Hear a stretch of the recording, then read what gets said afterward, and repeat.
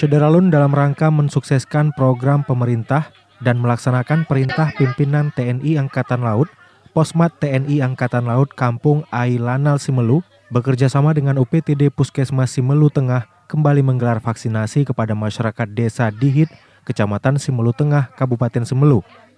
Kegiatan serbuan vaksinasi di desa tersebut bertempat di halaman posyandu desa setempat. Dengan melibatkan Bapin Potmar Posmat TNI Angkatan Laut, Bapin Kamtipmas Polsek, dan 5 personil vaksinator. Dengan target vaksinasi sebanyak 52 orang, namun antusias masyarakat yang begitu tinggi sehingga hasil pencapaian menjadi bertambah, yaitu 58 orang. Komandan Lanal Simelu, Letkol Laut Ahmad Fahrib melalui Komandan Posmat TNI Angkatan Laut Kampung Ai, dalam siaran pers menjelaskan bahwa vaksinasi dilaksanakan untuk masyarakat desa Dihit dan sekitarnya. Hal tersebut guna memberikan imun kekebalan pada tubuh serta untuk pencegahan terhadap penyebaran COVID-19.